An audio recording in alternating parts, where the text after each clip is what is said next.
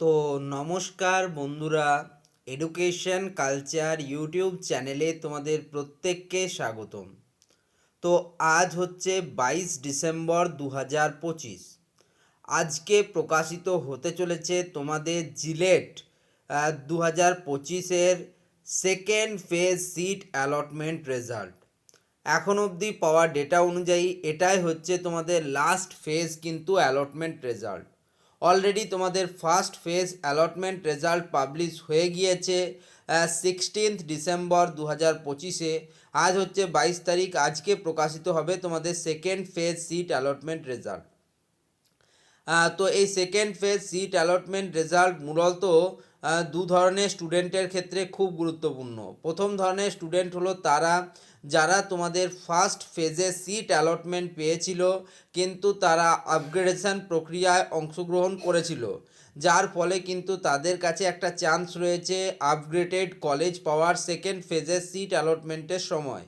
দ্বিতীয় ধরনের স্টুডেন্ট যারা কাউন্সিলিং করলেও ফার্স্ট ফেজে কোনো সিট অ্যালটেড হয়নি, এমন ধরনের স্টুডেন্টদের জন্য এটা খুব গুরুত্বপূর্ণ, কারণ তাদের কাছে একটা সুযোগ রয়েছে সেকেন্ড ফেজে সিট অ্যালটমেন্ট পাওয়ার।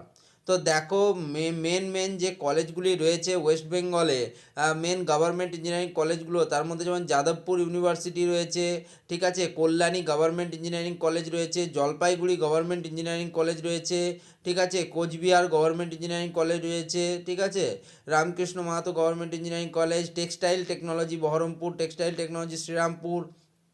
তো এরকম যে কলেজগুলি রয়েছে এই কলেজগুলোর কিন্তু চাহিদা উত্তরোত্তর বৃদ্ধি পেয়েছে, এবং এতেও বিভিন্ন ডিপার্টমেন্টাল কিছু কিছু যেমন computer science and engineering, information টেকনোলজির মতো ট্রেডের কিন্তু চাহিদা অনেক বেড়েছে লাস্ট 2-5 বছরে, ঠিক আছে।